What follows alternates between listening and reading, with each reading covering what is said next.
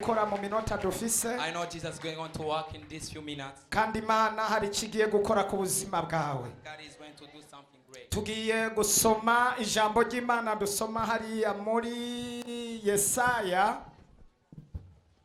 We are going to read the word of God. Yesaya 55 ku murongo w'umunani. Yeah, Yesaya. Dusomere. Read. Yesaya 55. Read. Yes. Soma. Yesaya 55 ku murongo w'umunani havuga ngo for my thoughts are not your thoughts. Soma mu Kirundi wewe. Soma mu Kirundi. Uri kujya asome Yesaya 55 byo tugora dusomye babiri mu Cyongereza no mu Gifaransa bambe no mu Kirundi. Tuvuze Yesaya 55 ku murongo w'umunani. 55.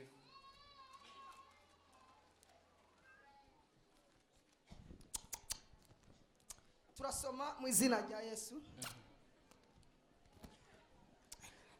Ijambo ry'Imana. Ndanze amajambo. Kuko ivyiyumviro vyanje atari byo vyiyumviro vyanyu. Kandi inzira zanyu atari zo nzira zanje. Ego. Niko hora hagize.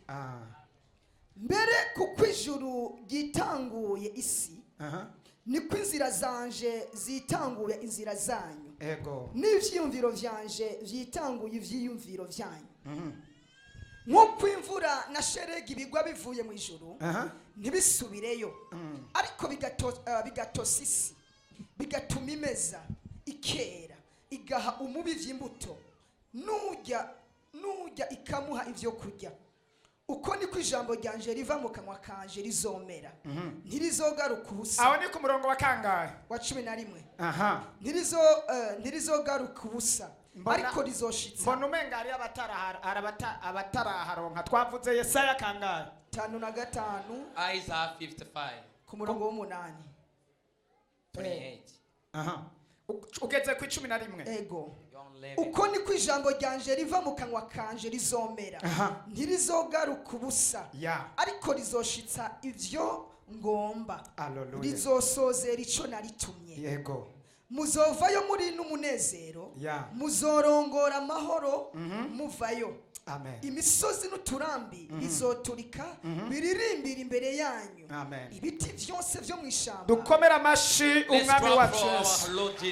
Dukomera amashi umwami Yesu. Let's clap for our Lord Jesus. Intumbero mfise cyangwa inyigisho mfise. The thought that I am going to teach. Ninzira Imana ikoreramo kugira ngo ubone igitangaza. Is the way that Jesus you do through in order to have a miracle. Inzira Imana icamo cyangwa ikoreramo. The way that Jesus passed through kugira ngo ubone igitangaza. To perform a miracle.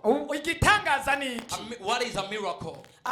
Turashobora kwiga ibintu bitari bike bishika nka 6 cyangwa 7. You can just run a little bit like 7 things. Igitangaza ni iki? What is a miracle? Igitangaza What is a miracle? ni kintu utatekereza mu cyiyumviro. A miracle is unthinked thing. Udashobora kwibaza nuko cyokoreka. A thing that you cannot imagine by yourself. Ikintu kirenga ivyiyumviro by'umwana w'umuntu. That is upon your thoughts. Ikintu utashobora kwibaza aho cyoca. Something that you cannot think that it can have a way. Ariko kigashoboka. And then it happens. Hallelujah. Hallelujah. Ndagomba kubabwira inzira. I want to tell you ushobora kubona mu gitangaza. The way that you can have a miracle. Kandi Imana iracyakora ibitangaza. And then Jesus still perform a miracle. Ariko kugira ubone ibitangaza. But what needs to perform a miracle? There is a way you must pass through in order to catch a miracle.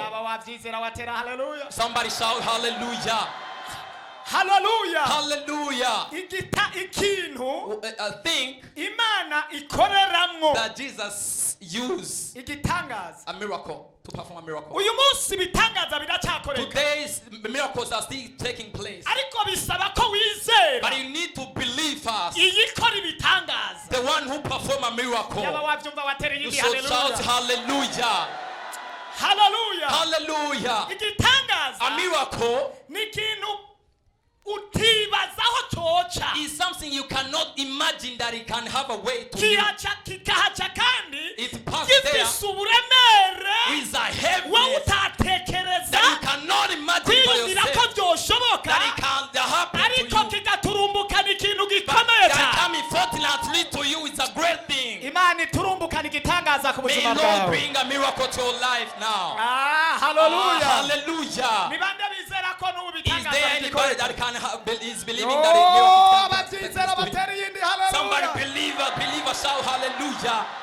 Hallelujah. Hallelujah. Hallelujah. Igitangaza rero A miracle. twamaze kucyumva icyo ari cyo. We have already heard what it is. Inzira yo kubona A igitangaza. way to have a miracle. Ubwa mbere First of all, wizera ijambo ryayo. you must believe the word of God. Ntushobora kubona You igitangaza. cannot see a miracle. Igitangaza ntigishobora A kugushikira miracle cannot reach you utizeye ijambo ryanye whenever you are n'igitangaza. not believing the honor of the word. Ariko mana yanje Oh hariya my abantu God, batambona. Bishop. You are, Hallelujah. Hallelujah. amen. Wizera ijambo ry'Imana. You first believe the word of Hano God. twasomye ijambo rikomeye. We have read the word of God there. Ku murongo w'umunani havuze gute? On the Subiramo 20, gato. on the 28th verse. Umunani nyarutsa. On the 10th verse. Haravuga ngo Nyarutsa. Nk'uko inzira nk'uko ivyiyumviro vyanje atari byo vyiyumviro vyanje. kuko ibyiyumviro by'Imana Because my thought atari byo byiyumviro byawe. is not your Ni thoughts. ukuvuga ngo mu byiyumviro by'Imana In the thought of hari God, ibyiyumviro there is another thought bitandukanye that n'ibyawe. is different from Kandi your ibyiyumviro thoughts. by'Imana And the thought of harimo God n'iby'igitangaza is the thought of ku miracles buzima bwawe. on your life. Bandanya gato. Kandi Only you. inzira zanyu atari zo nzira zanjye. N'inzira zanyu sizo Even, nzira z'Imana. even my ways is not your ways. Bisigura ngo mu nzira That z'Imana means that the way of harimo God, there is n'igitangaza. a miracle for you. Soma gato hepfo Read rero. again down. Niko uhora hagize. Ehe. Mbere kuko Jesus ijuru said. ryitanguye isi Aha. niko inzira zanje zitanguye inzira zanyu. Soma ku 11. Read on Uko 11. niko ijambo ryanje riva mu kanwa kanje risome. Twavuze ngo inzira ya We mbere have said it first of all. ukwizera ijambo You must ry'Imana. believe the word of Ku God. murongo wa 11 rero. On the 11th verse, Uko niko ijambo ryanje riva mu kanwa kanje Uko niko risome. ijambo ry'Imana that is how the word of riva God, mu kanwa it is k'Imana coming out of the mouth of God. ritazogenda ubusa. It will not go without Niko ijambo anything. ry'Imana That's how the ibyo word of Imana God. yavuze The word Jesus ntabwo has said rizogenda will ubusa. not go alone. Abizera iryo yavuze haleluya Believers shout hallelujah. ntabwo rishobora kugenda ubusa. It cannot go without Bibiri doing a ivuga ngo miracle. rizokora iki? The word of God said it will do it. Ntirizogaruka ubusa Ntabwo rizogaruka ubusa It will not come back without it. ariko rizoshitsa ivyo ngomba. ariko rizoshitsa It will ubugombe do bw'Imana. my will. Rizosozera ico naritumye. Haleluya haleluya. Hallelujah. Ijambo The ry'Imana word of God. ntabwo rizopfa ubusa It will not go Ntabwo without doing rizogenda anything. ubusa. It will not go without doing ariko anything. ngo rizoshitsa But we do icyo yaritumye. what he have sent Abizera ijambo ry'uyu munsi those who are believing the word rivuye of ku today. Mana That is from God. ndagutangariza I announce ntabwo you. rizogenda We will ubusa. not go without doing something Ntabwo for you. rizogenda ubusa. We will not go without doing Ntabwo something for you. rizogenda ubusa. We will not go without doing something Ntabwo for you. rizogenda ubusa. We will not go back without Ntabwo doing something rizogenda for you. ubusa. It will not go back ahubwo without rije performing kurema but it is coming to rishitse create ubugombe bw'Imana ku and buzima do bwawe. the will of God on your life. Wibuke ijambo ry'Imana Remember the word of rivuga God. ngo ibyiyumviro byanjye My thoughts, ibyiyumviro ndabiyumvira the thought I'm thinking ni about you, iby'amahoro is for peace. ntabwo ari It's iby'ibyago. not for fight. iryo ni ijambo That's the ry'Imana. word of God. Wibuke ijambo uko rivuze Remember how the word ngo is ijambo saying. ryanje My word, ntirizogenda it will ubusa not go without doing rizoshitsa something. iryo We naritumye. do what I have kandi sent for. ijambo twumvise And then the word we are hearing ibyiyumviro Imana is itwiyumvirako the thing that is ni iby'amahoro. it's for peace. bisigura ngo ibyiyumviro That by'amahoro means the peace nibyo of, Imana that's ikwiyumvirako. what Jesus is ni thinking ukuvuga about mu you. yandi majambo That means ngo Imana ije kurema ibyiyumviro by'amahoro ku God is buzima going to bwawe. create the peaceful thought on your yaba life. wabyumva watera iyindi Oh, haleluya. somebody can shout hallelujah. nimba Imana ivuze ngo If God says ibyiyumviro byanjye my thoughts ni iby'amahoro is for peace kandi ijambo ryanje and my word ntirizogenda ubusa, will not go without doing bisigura something. ngo iryo jambo That means that that's rije what kurema amahoro is ku coming bizera to ijambo create ryayo. our peace. Those those who believe in the word of God. ibikuza amahoro ntavyo nzi I don't know what is ariko making icyo it to nzi this, cyo but I know nuko ijambo the word rije kurema is coming to create, rije gushitsa to do. rije guhindura It's going to change. rije guca It's inzira coming to make a rije way. gusenya It's imisozi going to destroy the rije mountains. guhindura amateka It's going to change the rije story. kuzana ikindi It's going kintu to bring something. rije kugukura It's going to move ahantu you wari uri from one place bikazana impinduka and bring some change. ijambo The ry'imana word of God ritazopfa it ubusa will not go without doing ijambo something. ry'imana The word of God ritazopfa will ubusa not go without doing ahubwo something. rizoshitsa It will do icyo imana what yaritumye Jesus has said icyo for. imana yaritumye What Jesus has said it for. ijambo If the word of God yahumukiye ku bana bayo though he have spoken to their children akarihumekera ku bana and bayo he has spoken to his children, ikuzaniye it's ubugingo going to bring a thing. ariko iyo ubyumva watera haleluya Oh, a believer can shout hallelujah. mbega mu yandi majambo In other words, ijambo ni iki the word, what is the word? yesu kristo Jesus niwe jambo is the word. kandi nimba yaraje Even akabambwa he was akadupfira crucified on cross mountain. bisigura ngo Aha. ntiyapfiriye ubusa He was not for ariko nothing. ntiwatahuye He neza wasn't dead for nothing. bibiliya yavuze The ngo Bible says, ijambo ryanje my word, ntirizopfa it ubusa will not go without mu yandi something. majambo That word, ijambo ni yesu the word of kandi yaje Jesus, ku bwawe and he has come for you. bisigura ko That means ugupfa kwa yesu the die of Jesus ntitwabaye impfabusa wasn't for kuba nothing. mwizera For who ntitwabaye believe. impfabusa It wasn't for kuba nothing. mwakiriye For those who ntitwabaye received it, it impfabusa wasn't for nothing. kubagendana For nawe those who walk with him, ntitwabaye it impfabusa wasn't for mu nothing. yandi In majambo other words, kuzanya impinduka it's ku going buzima to bwawe bring a change to your life. yaba wabyizera watera Oh, haleluya somebody is healing. Shout hallelujah. hari umuntu ari hano canke ntawuhari Is here anybody here? Is waba here? uri hano If you are here, waba uri hagati mu gihugu if you are in the middle of abariko country, badukurikirana if those who are following kuri us radiyo on radio, abariko badukurikirana those who are kuri following facebook on platforms, abariko badukurikirana those who are kuri following youtube on n'ahandi YouTube, ndagutangariza I'm announcing to niwizera you, ijambo ry'imana if you believe the ubuzima word of bwawe God, your burabohoka life is going to be no different. niwizera yesu If you believe ntabwo Jesus, ijambo the ryiwe word of God rizopfa ubusa will not go without Hallelujah! Hallelujah! haleluya haleluya Hallelujah. sinzi ko hari abantu bariko I don't know batumva if somebody is healing. mbega kwizera ni iki What is believing? ukwizera ijambo The believing in haleluya Hallelujah. nukumvira ijambo Is to understand igice the word. cya mbere What first? wizera iryo jambo You believe the hama word ukaryumvira and you do icyo what is supposed rikubwiye to, what is telling ugaca you ugikora and you do it. bivuze ngo icara If you say ugaca sit, wicara sit. bivuze ngo ihana ibyaha If you say Ugaca repent wihana your ibyaha. sin, you repent. bivuga ngo genda If you say work, ugaca ugenda you work. bivuze ngo tanga If you say ugaca give, utanga you give. byavuga ngo simbagurika If you say ugaca jump, usimbagurika jump. byavuga ngo iruka If you say run, ugaca wiruka run. kwizera ijambo Believing the nukumvira word is ijambo doing what the word is yaba telling to wabyumva do. watera haleluya Somebody shout hallelujah. Hey! takarabasi ariko hari umuntu ari hano ngo Is atere there haleluya anybody is hearing the word of God? haleluya Hallelujah. kwizera ijambo Believing the word nukuryumvira is doing what it's supposed ubugira to do. kabiri The second one, kwizera ijambo believing the word, kwizera ijambo believing the word nukwatura is to kwatura haleluya confess. Yeah, hallelujah. kwatura To confess. imana ishimwe Amen. haleluya Amen. iyo wizera ijambo If you believe in the word, ugaca waturisha akanwa then kawe confess with your word. ukaryizera If you believe watura ubuzima and decree to utari your life, ufise the word, ukabwatuza n'ijambo you ryawe decree the word you ayo are majambo believing. avuga That's what you are ahindura decreeing. ubuzima It bwawe must change your ibya life. kera bikarengana The past hakaza passed, ibindi and bishasha it became new word. iyo dusomye mu itanguriro In the Genesis, imana mu kurema the Jesus, ibitari bike a lot of things, yatuze ijambo he used to speak iravuga by ngo the iki word. nikibeho He said this may kica happen, kirabaho and then it will izuba ribeho May the sun rica come, rirabaho and it came, kandi rigira ubushobozi and it have a ukwezi power. kubaho May the moon kuca come, kubaho and it came. ryari ijambo It was the word. ryari ijambo It was only word. niba wizera ijambo If you believe the kandi word, ukaryiyumvira and you do what is kandi supposed nawe ukarikoresha to, and you use your yandi word. In majambo other words, igihe imana yarema when Jesus was creating, ikakitubwira ngo ijambo and then he used his word, yariko iratwigisha he kurema was natwe teaching us to create by aka ourselves. kantu ntiwakumvise You didn't neza hear this. You didn't hear this. hariho ibintu There is uyu something munsi today. imana Jesus bitari ngombwa. It doesn't matter. Abadayimoni batanguye Oh, gushaka. the devil are catching fire. That is the word. Riko rirabohora. Is Abahari yarugura ijambo riko look at rirakora. up there, the word. Abazimu bariko barapfa basenzi. Evils Babe are maso hariya. Hari ubushobozi bw'ijambo. There is a power Kandi of God. butegerezwa gukora ibitangaza. And they must perform a miracle. Garukino kandi hindukirino. Let's come back. Let's come back. Abantu turi kumwe ngo Oh, bakere there is somebody haleluya. following man. Shout hallelujah. Harakantu kari karenganye gato. There is something was passing. Narivuze ngo Imana.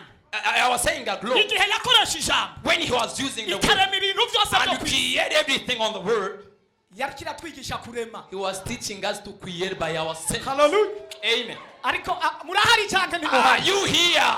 bisigura ngo iyo umuntu yizeye ijambo. That means whenever you believe the Nawe afite word, ubushobozi bwo kurema. you have your own power to create. Bibiliya yatubariye The ngo Bible says abamwizeye those who believe in yabahaye him, ububasha he gave him bwo power gucika to become abana b'Imana. child of God. Umviriza neza. He listened to me. Nta mwana na se. No son and the Nta father. mwana na se. No son and father. Ibyo se akora When what father n'umwana does, arabikora. even the son Abarundi can. bavuze ngo The Burundian said, imfizi y'intama itendera nka se. Ntacyo ibyo birengane. Come on, Reka come on. tuduze icyubahiro cy'umwana. Oh, let's Hallelujah. give glory to God. Bisigura Hallelujah. ngo That means yes nimba yararemye Jesus created. kuko bibiri tubarira The Bible told mu us byaremwe that byose those who are created byaremwe nawe was creating by kandi him. abamwakiriye Those who received bakaba him bahawe ububasha and they get natwe power. twahawe ububasha We have been the power bwo kurema create. bwo kurema Create ikindi icyo ari cyo cyose whatever turashobora we kukirema can create it. turashobora We kukirema can create it. niwizera If ijambo you believe the word of God ugatangura kwatura ijambo and you start decreting, uzoba uri kurarema you are creating. sinzi ko bitahure I don't know if you understand this. akarorero kamwe An example. nkitangura ishengero By the time I started the church, nta bantu bari bahari I got no one here. mugabo mwiyerekwa But in my vision, Imana yanyereka abantu benshi God showed me a lot of people. cyampagarara mu ijambo And I stand in the word. ndibuka umunsi umwe I remember one day, ntondesha amabuye hasi I put my stones in front ndumwe of ndi mu me. ishamba Alone in the forest. I was. ndayagira korari And I took some iyindi stones. korari This is first iyindi choir. korari Another choir. bariya baprotokolo Those are ari protocols. ishengero Those are tasks. amabuye yose ndatondesha Stones I put uku in front intebe of me. mubona As zitonze you are seeing the Chanja church, hariya, and I stand nanjye there. ngahaguruka nk'umukozi And w'Imana I stand there as a man of ndatangura God. ndasenga I started praying. ndabwira ishengero ati I was muhaguruke telling the church stand tutazira up Imana and to start praising. ndatangura ndarema I started ndatera creating. ikorasi I sing a mvugana chorus. n'amabuye And I was mugabo preaching the ariko word. ararema But I was creating. n'ikintu cya And I was repanta creating repentance. Come on. ariko hari umuntu ari hano Is anybody here? ndiko ndavuga ngo yesu I'm saying Jesus. n'Imana In igihe Lord. barema When the bariko time was praying, baratwigisha kurema they were teaching us to Uyu create munsi. today. niwizera ijambo If you believe the word ukaryakira and you receive it ukaryumvira and you do what ndagomba mu is mwanya telling tureme you, we are going to create ndagomba something. tureme We are going to create. natwe tureme We are going to create. kuko Imana yaduhaye ubwo So bushobozi Jesus have given to us yaba our power. wavyumva haleluya Is anybody here? Shout hallelujah. ndagutangariza I'm announcing you. I'm ndagutangariza telling you. mu In masengesho the prayers y'iminsi 30 of 30 days, ntabwo twayarangiza we cannot finish ngo it tugende anyhow. tutareme Anyhow, it's ni not ngombwa creating. tureme We must create. ibitariho bibeho What is not ibidashoboka what bishoboke is not possible. ibiri kure bitwegere When what is the fact come near haleluya us. Amen. ukira kwizera ijambo Whenever you believe the word of ndatanga God. amakorare I studied araririmba amakorare choir started singing. bageze gutanga hageze ku mashikanwa And when they were ndagira ngo singing, korari himbaze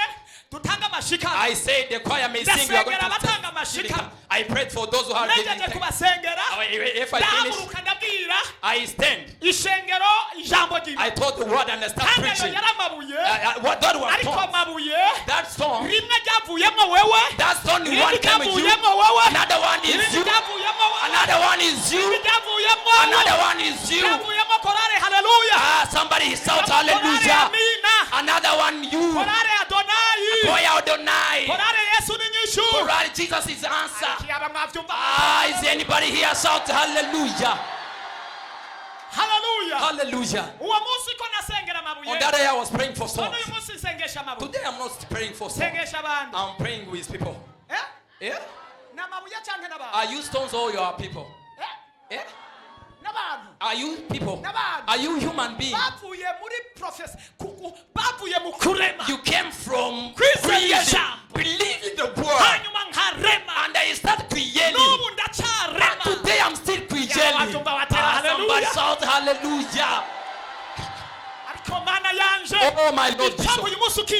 Oh, may you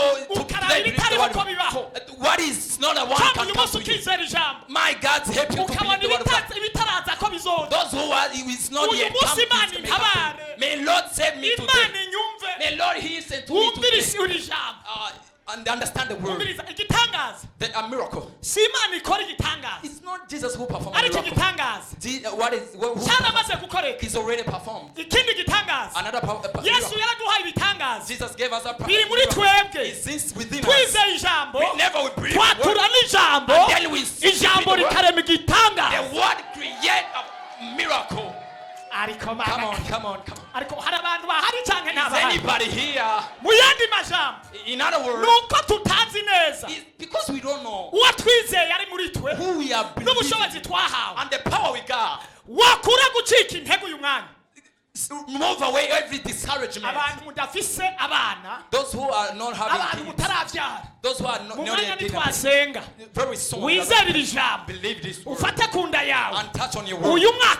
This year, people are going to give back. This year, some people are going to give back. If you believe this word, if you believe in this word, it works within the word. Jesus taught somebody when the Mary and Martha, they were losing. When Jesus arrived there, he told them, Lazarus is around. Is arrived. But you, for them they thought he's dead. But for them, they didn't believe that. Jesus, when he said that, they don't believe it. He said again, if you believe, you will see a miracle. If you believe, miracle will happen for you. Oh my Lord, if you believe, if you believe, if you believe, you will see a miracle. I'm sure. If you believe, miracle will happen to you. If you believe, you will see a miracle. Hallelujah. I'm repeating again. In anointing of 30 days, Jesus told it to Lazarus and told him, Maria, even in his strength, if you believe, if you believe, if you believe, it's what I said. If you believe, the power of the Lord, if you believe, the who is speaking the word, you will see a miracle. Is anybody here? Hallelujah. Hallelujah. Somebody can stand and shout hallelujah.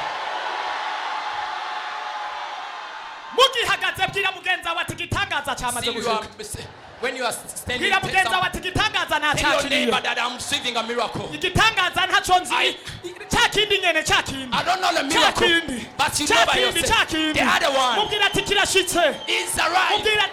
It's already happened. I've received. I understand. The miracle is within me. The miracle is going to. Oh, miracle in repentance. I'm seeing the miracles even more than you are here. I'm seeing a miracle. Oh my God. Are coming on walking. Others are coming. Others are jumping. Oh, hallelujah. Oh, Jesus. Miracle. Others are walking in the message. Others in the message. Others in the message. Others are getting letters. Oh, they are going. Those are miracles. It was. Those are miracles. Oh, may you receive your miracle. May you receive your miracle. It was nearby you. It was nearby you. It was nearby you. It was in you. It was beside you. A miracle. A miracle.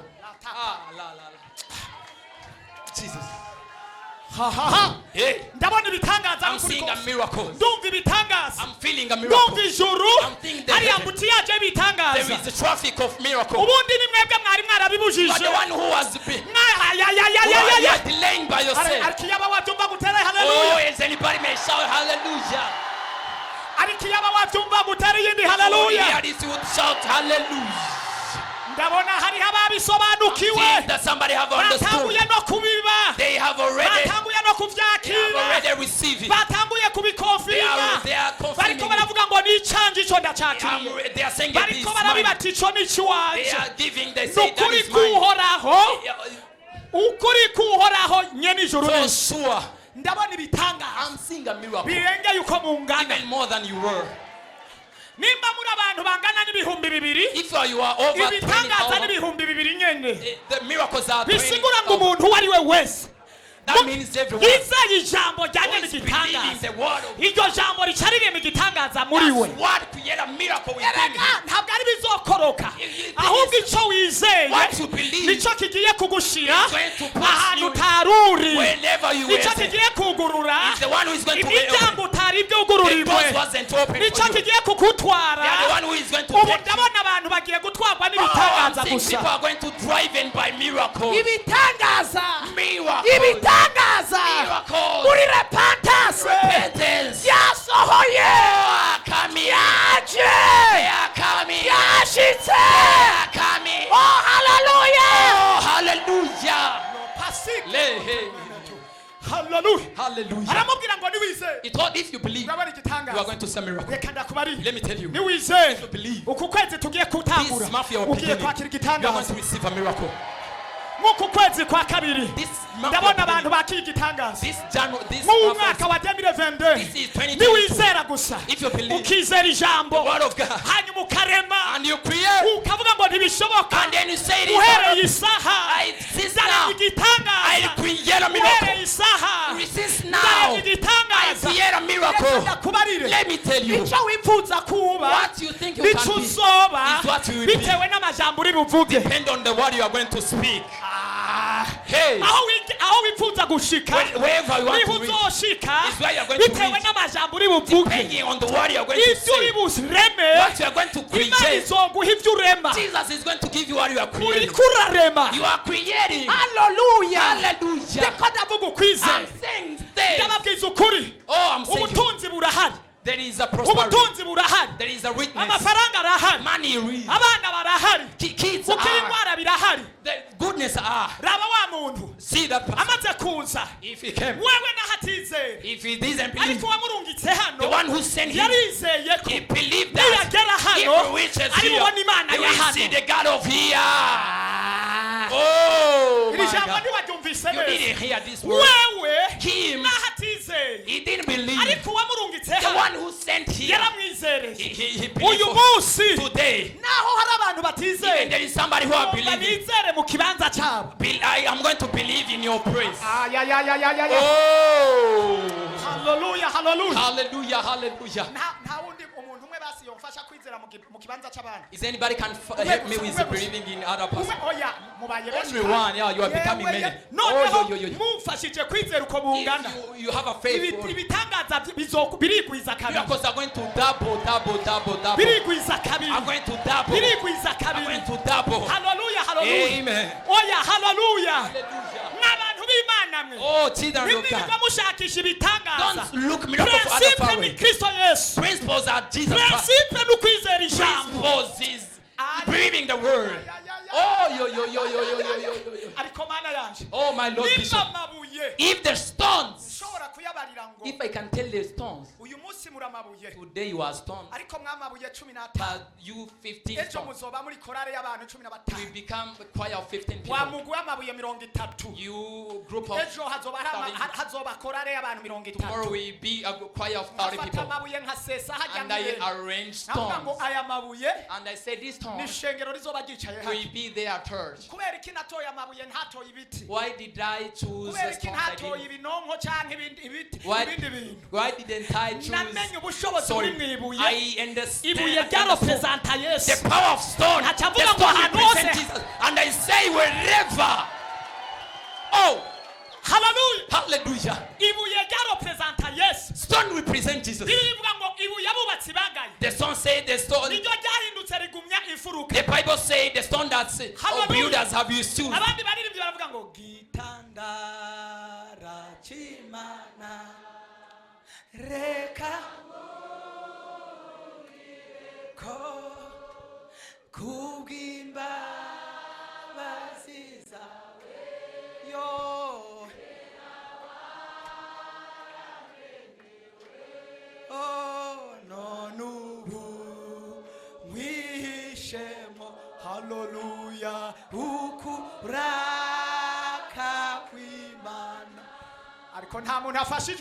Anybody here is getting this, feeling this anointing? A singer in the spiritual body.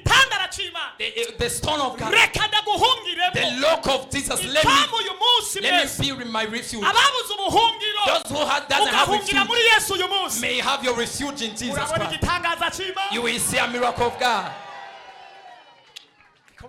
Oh my Lord. Hallelujah. Hallelujah. Hallelujah. Hallelujah. I'm telling you. That's why I create through stones. That's why I passed through stones. I created through stones. I said these stones are representing Jesus. And wherever Jesus is, people come. Singers follow. Where Jesus is, follow the story. Where Jesus was, he wasn't alone. No, people followed him. People followed him. Those stones, it was a revelation. What I was creating, I put it in. I represent Jesus. You know that people are going to become inside those stones. In these stones, they will become, they will be for Jesus. Now today, you are here. You are for Jesus. It's because you are created in the Word of God. It's because we are created in the Word of God.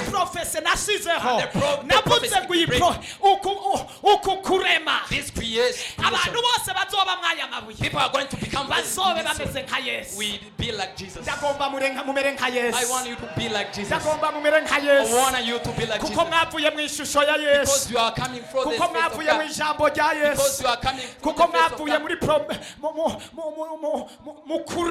Because you are coming from the creation of Jesus. This is the miracle day. This is the miracle service. Oh, are you believing in the miracle? You are going to receive a miracle. Are you here believing? Shout hallelujah. I tell you today, if you believe the word and you create, you will see what you have never seen. You will hear what you never hear. Yeah. Bible says, what the ears has never heard, or the ears have never seen, Jesus have created for those his lovers, his believers. That means what you have never seen by your eyes, if you believe, he prepared for you what you have never seen, what you have never heard.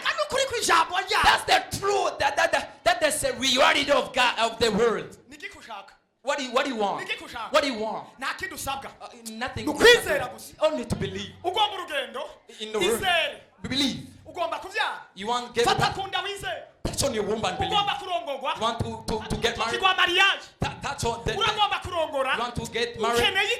What do you want? Nothing else. Believing only. Hallelujah. Hallelujah. I have another reversion. I got another reversion.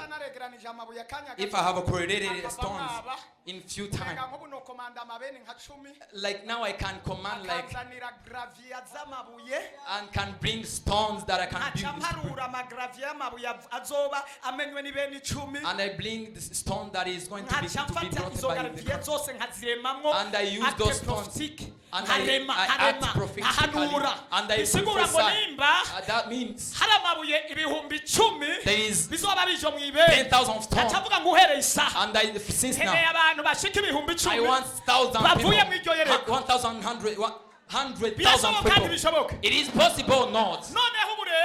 Now, I'm not going to look for stuff. Jesus brought you in order to bring others. Hallelujah. Hallelujah. Hallelujah. Hallelujah. I used the stone. I was alone. And I used the creative. By the time I was alone. And today you are thousands. You are looking for people. We are thousands. And right now on radio, they are healing me. And if they believe, miracle will perform on them. And the miracle will lead them. Wherever he is, even if he believes, he will see a miracle. This second month, before the end of this month, this hope will reap this one. And do it. And if it brought up miracle to them, you will see them here. Right now I'm speaking. Others are saying, that's me, that's me. They have a different problem. They are tired. They are on Facebook. They are tired. Their life is complicated for them. They run after people, but it's so hard. They went on witchcraft. They look for friends. They used their money. They went on hospitals. They used their friends and their partners. But now I'm announcing on you. I have seen the solution. Yeah, we haven't you know the solution. The solution is in you. Believe in Jesus as our Lord and Savior. Then decree the word. On the word of God. You are going to see a miracle.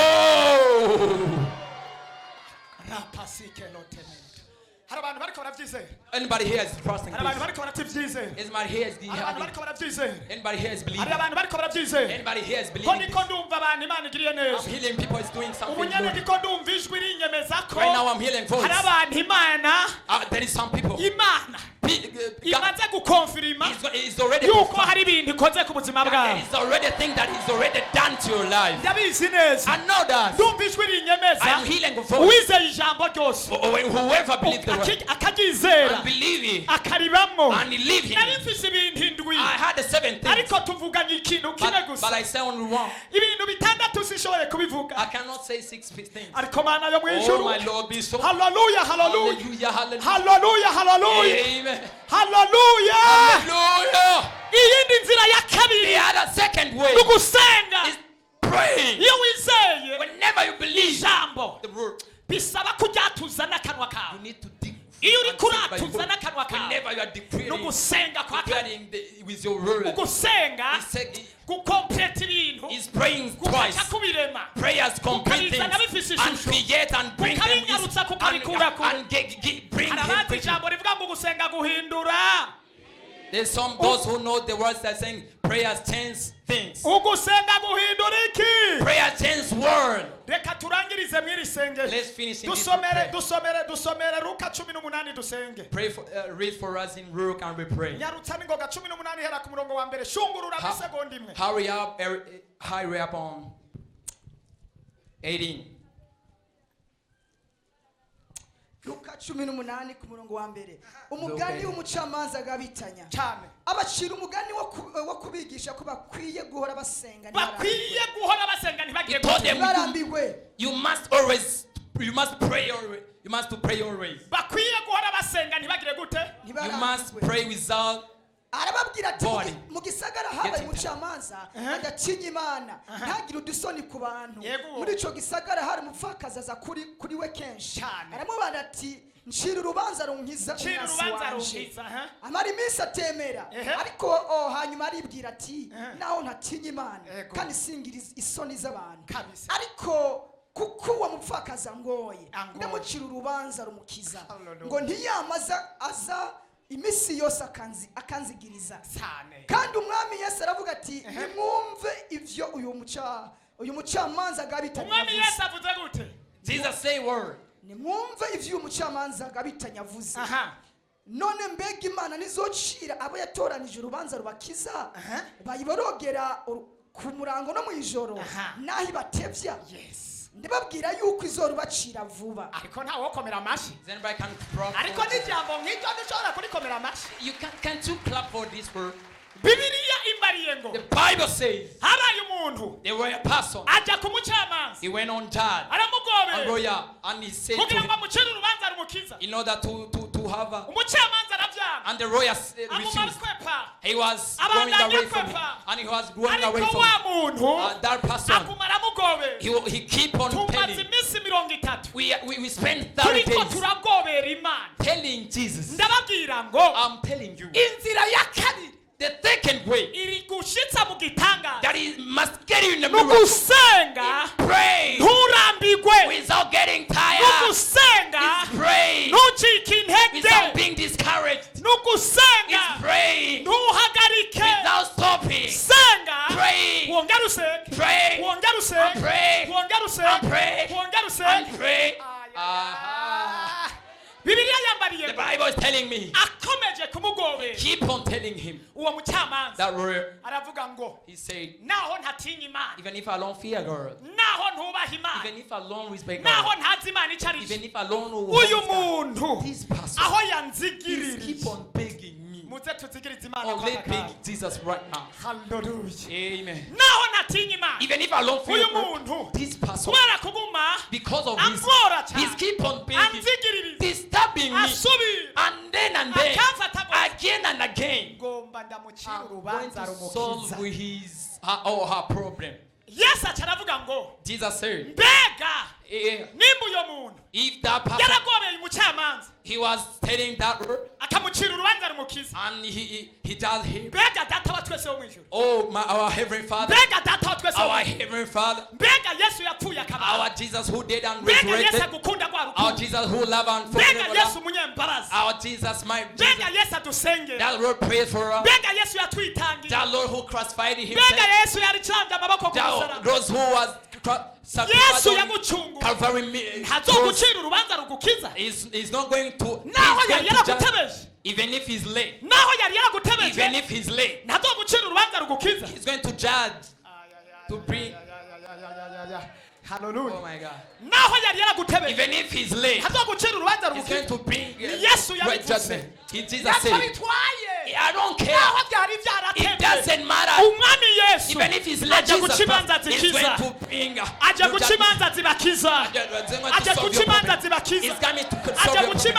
coming to solve your problem. Today. It's coming to solve your problem. Jesus Christ is coming to solve your problem. Also believe that song, hallelujah. Araje kugucira urubanza. Is coming to solve. Araje kugucira urubanza. Is coming to solve your problem. Waraburanye birananirana. Ariko araje kugucira urubanza. Is coming to solve your problem. Warituye bariya birananirana. Ariko araje kugucira urubanza.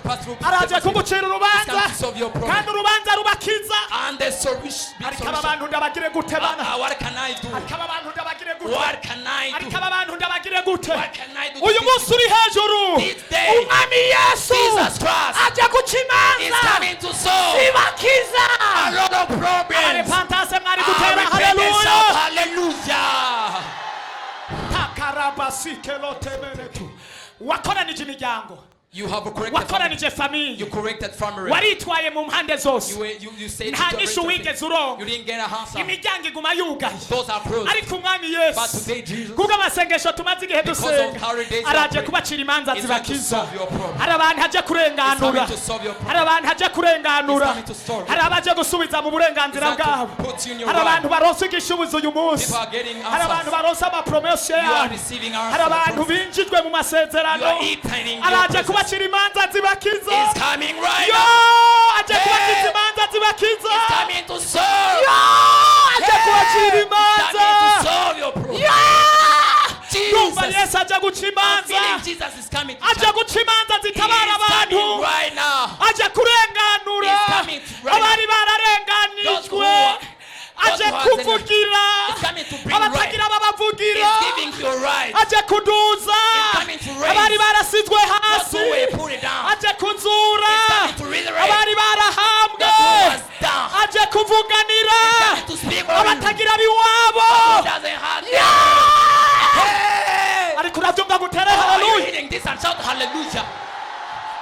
ari hano, nta muntu ari hano. Is he here anybody? Hari hano. Is he here anybody? Yumva aje kurenganurwa. That is God is Yumva aje gucirirwa urubanza. Ngo haguruka tere haleluya. And stand and shout hallelujah. Urubanza rugukiza. Urubanza rugukiza. Nukuri kw'Imana yo mwijuru. Nukuri kw'iyo nkorera. Duhagaze muri rya jambo.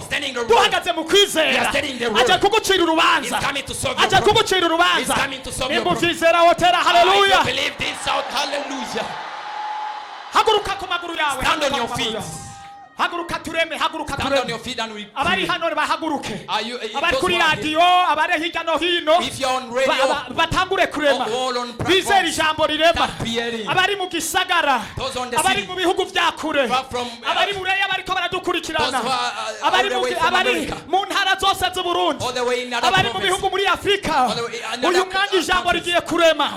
This time Niwizera the word Yesu is ugiye kubona If you igitangaza. believe Jesus, the word is Niwizera Yesu ugiye kubona If you believe amasezerano. God, you are going to see a miracle. Niwizera Yesu ugiye kunesha If you abadayimoni. believe God, you are going to win Niwizera people. Yesu agiye If you kukurenganura. are going to, if you believe the Niwizera word, Yesu agiye kugucira urubanza if you believe the rugukiza. word, Jesus is going to solve Niwizera your Yesu problem. agiye kukugeza mu If you masezerano. believe Jesus is going to Ibintu get you in your birahari promises. bene data. My Icyo God, bisabwa nuko wizera Yesu. we have things, but Hari ibintu wari warasubiye you need to inyuma. first believe Jesus. Byaguteye You kutizera. are far away. Reka ushyire amaboko hejuru. Put up your hands. Ubwira Imana ngo mbabarira. Hey, Jesus, forgive me. Narataye ukwizera. I was in- Naribagiye ubushobozi ko buri muri I jewe. lost my- Naribagiye ubushobozi bw'Umwami I Yesu. lost my power. Rimwe na rimwe niciriye inzira. I make Banza my ufate way. umwanya usenga usaba Imana imbabazi. Take your time to pray. Hari ahandi Imana itakoze kubera wewe. There is some Hari places Imana you just- wayigize ntoyi ntiyakora. You make your own Kandi Jesus ifite ubushobozi bwo guca imanza. I has a Bwira Imana power. ngo mbabarira. Hey, Jesus. Umaze ibihe mu byaha. Spend time Umaze in ibihe mu sins. mageragezwa. Spend your time in Umaze temptation. ibihe mu ntambara. Spend your time in Umaze your ibihe mu makuba. You spend your time in your Rimwe na word. rimwe uri kuricira inzira. Sometimes you are making None your own Imana way. igiye kugucira urubanza. But Jesus is coming to make a way for Nani you. ndasengera aba bantu. Lord Jesus, I'm praying for these people. Bagirira imbabazi. Have a mass for Amaraso yawe abeze. my blood Babone kingdom. ko ikimenyetso The cy'amaraso. sign of blood. Batahuye neza. They understand Yuko ijambo bizeye. that the word they are Bishobora believing guhindura ubuzima can bwabo. change their life Bikarema ibitariho bikabaho. and create None something great. ndabasengeye. Oh, Lord, I pray Reka for them. bareme. I Urakoze pray. mwami. I thank you, Lord. Kubagiriye imbabazi. you for having Tugukomeye amashyi We clap a lot n'impundu. of props on you. Mugihagaze rero mugihagaze. Twariko turasaba Amen, Imana sir. imbabazi. We were Ariko ubuho tugomba kurema. We are going to create. Uracyizeye? Are you believing? Urizeye ijambo? Are you believing the word? Urizeye Yesu? Are you believing the Jesus? Urizeye Are you umwami? believing the Tanga urureme rero. Start creating. Rema bya bindi bize. Creating the other Rema ibitariho bibeho. Brought them in Rema life. ibidashoboka bishoboke. Creating and Rema bya bindi. Brought them. Muko kurema nyene. Creating. Imana igiye gucamo inzira. Jesus is going to make a Muko way. kurema. Brought that Imana creation. igiye guca inzira. Jesus is going to make a Muko way. kurema. In that creation. Muko kurema. In that creation. Muko kurema. In that creation. Muko kurema. In that creation. Igiye kugucira. He's going to make. Urubanza. Rema that rema rema. Create, create, Mu create. izina rya Yesu Kristo. Jesus' name, in Jesus' Turarema name. ibitariho. We are creating Mu izina what rya was Yesu. in Jesus' name. Turahinduje We change. imigambi y'abadayimoni. Evil plans. Turarema We create ibidashoboka. what it was Niba uri impossible. umukobwa If you are a ukeneye mariage, marriage. rema Create. wisunze mariage. Create a Niba uri marriage. umusore Create a marriage. ukeneye umugabo, If you are rema Create. wisunze icyo. Praising God Niba uri that. kumwe n'umugabo If you are on ukaba husband. wicaranye n'umugore wawe, sitting with your wife. nimufatane amaboko, Hold his fatane hand. amaboko, mureme icyo mushaka. Umugabo n'umugore bicaranye, Wife and- nimufatane, Wife and rema man. icyo mukeneye. Hold it. Rema Hand rema is- rema, Create, wizera create. ijambo. Believe the word. Rema uyu mwaka, Create this rema year. uku kwezi, Create this umuriro uratse n'ukuri kose. Fire is- Rema rema, Fire, fire, rema create. igitangaza. Create, create. Niba uri hagati mu gihugu, If you are in the tanga middle of urureme. Start creating. Urakeneye akazi, want a job. rema. Create. Niba uri muhira, If you are home. fata diplome yawe, Start your uyiremeko. Yeah. Niba uri muhira, If you are home. tanga urureme. Start creating. Icyo ukeneye, What do you need? abari hano rema. Where are you Rema here? amasezerano, Create your rema blessing. igitangaza. Create your miracle. Ndumva ubwiza bw'Imana, Yeah, I'm feeling the ndumva goodness of ubwiza God. bw'Imana, I'm feeling the will of ndumva God. ubwiza I'm in bw'Imana. the presence of Rema God. mu izina rya Start Yesu, creating rema God. ibitariho bibeho, Start creating rema what's ibidashoboka bishoboke. That's what is Rema, Pray. senga, Pray. rema, Create. rema, Create. rema, Create. mu izina rya In Yesu, the name of Jesus. rema, Create. mu izina rya Yesu, Jesus' name. rema, mu Create. izina rya In Yesu, Jesus' name. kwega, Pray. kwega, Pray. kwega, Pull. kwega, Pull. kwega, Pull. amasezerano, Your promises. kwega, Pull. ubushobozi bw'Imana kwega ibitariho bibeho senga senga rakasikerote haleluya nimucize yarema nimucize yarema igitangaza kiraje igitangaza kiriko kirakoreka igitangaza igitangaza igitangaza igitangaza igitangaza kiriko kirakoreka kiriko kirakoreka kiriko kirakoreka kiriko kirakoreka igitangaza akiri igitangaza akiri igitangaza akiri igitangaza kiriko kirakoreka akira mariage akira urugendo akira akazi akira amasezerano akira urubyaro akira amahoro akira umusigisha akira amasezerano akira ingendo akira Yesu ari muri wewe Yesu ari muri wewe ariko arakora ariko ararema Yesu aciye mu ijambo uri kuratura rema ubushobozi warabuhawe rema ubushobozi urabufise rema rema rema ubushobozi buri muri wewe ijambo riri muri wewe ububasha buri muri wewe Mana turagushimiye turagukengurukiye ibitangaza byawe imbaraga zawe ko ari gukora ibikomeye uyu munsi uri hejuru aricyo wari warasezeranye icyubahiro kibi cyawe aba bantu Mana bafane ngaho igitangaza kubera bizeye ijambo kubera bizeye ubushobozi Imana inkorera Imana yo mu ijuru yekireme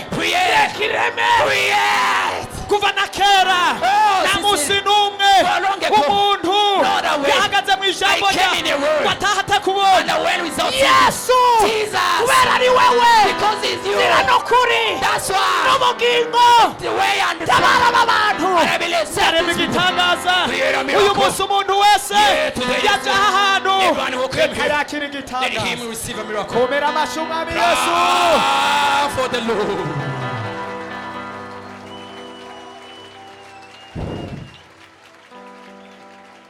abahejeje kurema barashobora gutera haleluya. You have already created shout hallelujah.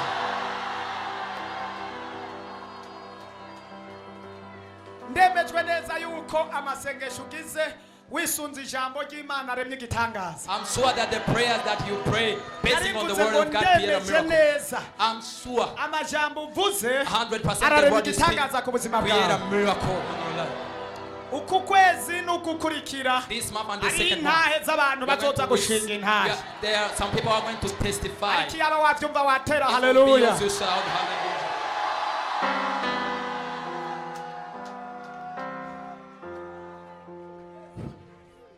Vuga ati birabaye. Say it is happening. It is done. It is done.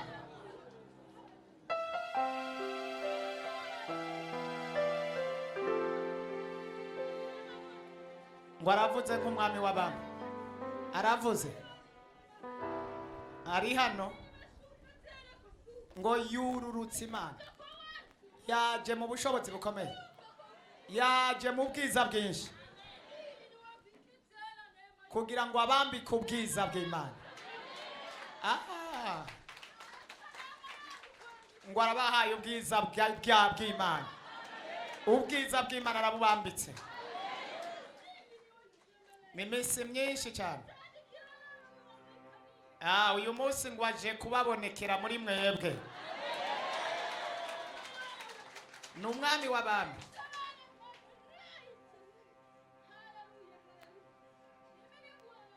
Ni umwami w'abami. Niwe ariko aravugana namwe.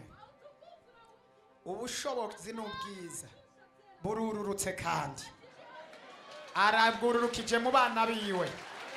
Arurukije ubwiza bw'Imana mu bana biwe.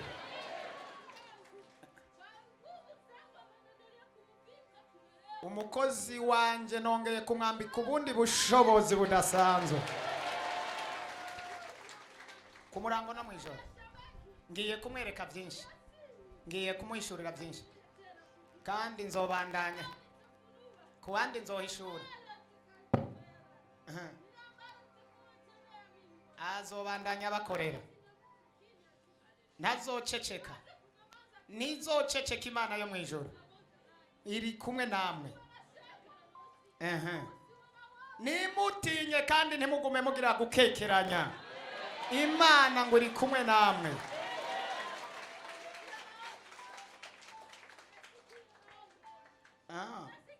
Yumvise amasengesho yanyu. Amasengesho yanyu ngo yaduze yamushikiye. Yabonye imitwaro itandukanye. None irurukije inyishu. Arazanye marayika.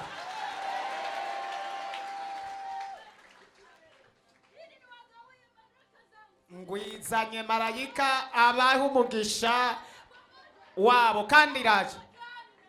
Akira ubwiza, akira ubuntu, akira ubuntu, akira ubuntu. Akira ubuntu buva ku Mana. Yamaze gukora, yahejeje, yamaze gukora. Hari abo yakoreye. Hallelujah.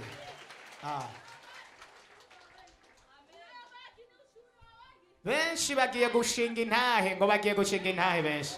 Mugiye gushinga intahe. Imana yamaze gukora, yumvise amasengesho. Numwami w'abami abivuze. Mwakira amahoro yiwe. Hallelujah. Hallelujah. Ariko ntawe tera hallelujah. Anybody can shout hallelujah. Ni Imana ivuga. That Jesus said. Kandi niko bimeze Imana dusengira avuga. It is how it is. Yesu abaho umugisha mwinshi cyane. May God bless you. Turarangije igice cya mbere. We are done with the first time. Tuza kubandanya igice kidasanzwe cya après-midi. We're gonna continue. Yeah. Afternoon time. Umuriro uraka no kuri kose. Fire is going to. Uyu munsi ni finale. This is a final. Kandi ubu tuba turiko turiruka n'umwanya. We are running with the time. Isaha 9. Ndabingiza. 3 Ndabingiza. Isaha 9. I beg you. Turatsa umuriro We are going to na mutoka mbaya. fire this place with mutoka Nimba mbaya. twigisha twese, nimba I don't know if you are going to preach all of us. I don't know if you are going to preach all of us. Tutawaka mangaribi. Fire will be here after. Tutawaka. Fire will be here. Mwihangane turangize umunsi. None se umunsi wo kurangiza. Be patient, we finish a day. We are finishing a day. Tutangura saa 10. We are beginning with saa 11 n'inusu tube turangije. we shall finish on 5. Hanyuma tuce tugenda kujya no kunywa And then we go no kugira iminsi mikuru. to have dinner. Ariko twagomba dusenge mw'iki kintu. But we're gonna pray. Kuva na kera nabonye Imana yo mu ijuru ikora. Since before I saw God work. Urangije amasengesho nk'aya Whenever you finish these 30 days, ntabwo twoyarangiza we cannot finish it tudakoze igikorwa cyo guherekeza amasengesho mu buryo bwo kubiba. without doing uko ushoboye ni mwemuye that is going to follow this. Ukonfirme ubete amasengesho arabaye mugabo ndayarangije mu buryo bw'imwemu mugo nanje ndabivye urubuto special mwaya masengesho. Give however you can give. Nimba wocita ikimazi kivyaza giserura umusaruro. Nimba wocita urubuto special nawe I don't know if you can call it a seed or sacrifice. Ico gihe naciye naravyigishijwe. For me, since that day, nabonye ikintu cyose cy'imisi nk'amasengesho nk'ayo. I saw things like this. Ukayaherekeresha ikintu cyo kubivuga gikonfirima. And you follow it. Nagiye mbona Imana ikorera ku ico kintu. I saw Jesus walk on. Dusaba abo bantu turangize dusenga batunzanira ibiseke uwifuza ubishaka. Lay request. Ntabwo arakagobero nabwo buhoro. Basket her. Naho hoboneka umwe wenyine. Even if can give atawuri ico kintu icarico. Only one who understands. Ashobora kukibibiriramo. He can. Ukomwe mu Imana murongora. However you are controlled by the Holy Ghost. Ukomwe abantu batahura kwinshi. People understand different ways. Turiko turakora ico kintu. During giving. Twibutse abantu bamwe bari basigaye ku munsi wa hirya y'ejo. Let's remind people who batarabatizwa mu mazi menshi. Those who are not baptized. N'abandi b'uyu munsi. And others for today. Washaka batarabatizwa mu mazi menshi. Who are not yet baptized. Basigare gato cyane. Wait for us. Tuvugane nabo iminota nka 10 tubaye program. We're gonna talk to you. Yaya masengesho n'izindi nyigisho tugiye kubaha. We just want to give you. mbere na bimwe bijanye na deliverance twama And we tubakorera. just want to tell you about the reverence. Abo bantu ari abasigaye ejo bakabandika. Those people who remain here. Hariho n'abandi bari ngaha. And people who are here. Bifuza kuba mw'ico And gikorwa. those who just want to join Iryo us. bakwe turariguha. We can't give you that. Nturigishe waribonye. We don't want to lose a N'aya chance. masengesho nico n'ikindi In kintu. these prayers and that another thing. Baca basigara gatoya. Remain here. Hanyuma abagabo n'abagore Means our word. batariyandikisha muri ya mafamiye Are not yet redressed in our bagende families. biyandikishije. Register yourself. Abarongozi b'amafamiye bari hano. There is readers of families. Abarongoye abagabo n'abapapa bari hano. The readers of families. Baca babereka ayo They mafamiye. are going to show those families. Hanyuma kandi abo bagabo n'abagore And those men and those women. biteguye gukora wa musi mukuru wo kwipfurizanya umwaka itariki Who zitanu. are ready to do that ceremony. Arico bemeye bazokotiza They baca bagenda bagitanze and kugira left there what you kugira promised. ngo uwo munsi In order that tuze they, tuyage iby'Imana you talk about tuvugane Jesus n'ibindi and talk other things. ariko dushima Imana tujya twongera tunywa. And thinking God will eat Ivyo and birabereye drinking. cyane. That's Byari very ivyo. good. That is it. Reka dusengere abo bantu bagomba kugira ico bakora nk'ubwo buryo bwo guherekeza iryo sengesho That's uko it. mpemu yera arongoye umuntu wese. That's it. Let's pray for those people who are going to give Mana out. nasomye ijambo ryawe Lord, I read your word. ngo ishikanwa rica inzira Give rikiugurura n'ibyari byugaye. and open what was closed. kandi nasomye ijambo ryawe And I read the word. amasengesho The prayers. aherekejwe no kubiba And it's full of abasha kuvyara it kuko might give namenye up. ko I knew imbuto ivuga the seed that n'isengesho rikavuga. and the word uyu and the muntu praise. rero mwami Oh Yesu Lord, this muri person, we ariko avugana nawe within him is talking cyangwa to you, afise icyo gukora and he has something to do. arongowe no guherekeza amasengesho He's y'iminsi 30. He's following this. reka irishikanwa Lay this giving. ricanze n'isengesho With rishobore his kurema ikintu kidasanzwe May create unbelievable thing. kuko nabonye ijambo ribirema. I saw worthy lady. Hana yarabikoze. Hana amaze kubikora atanga n'imfizi and then he gave y'ikimazi konfirima as a sacrifice. natwe umuntu wese uko ashoboye araremye kandi nawe aratanze. He created and uce umwibukira iki nacyo akoze and remember this for him. cyongereze ku isengesho ryari ryarasenze. To add on the prayer turagushimiye that mwami ku byo ukoze mwaka kanya. for what you do uyu for muntu this- yakire kururanirwa no for kugirirwa what you do neza right now. n'Imana These people mu receive the izina good of rya God. Yesu. In Jesus' name, amen. amen. Hallelujah. Amen. Yesu abaho umugisha. God bless you.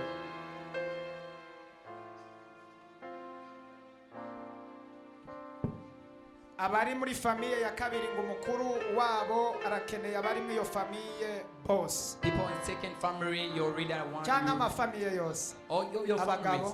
All your families, you're needed. abagabo Men, barakenewe. men, you are needed. reka rero Like, ngo abagabo n'abagore barasigara kugira bapange ingene men sinzi ibyo bagiye and kuvuga. women, you have to read to fast wait for short minutes. Mwimana yacu ni muhaguruke n'inshuti tazigera ihinduka cyane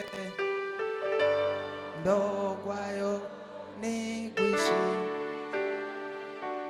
kandi ntakage ni wewe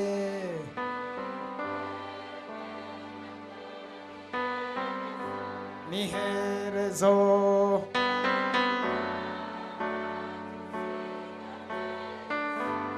Kristo shimi byabaye byose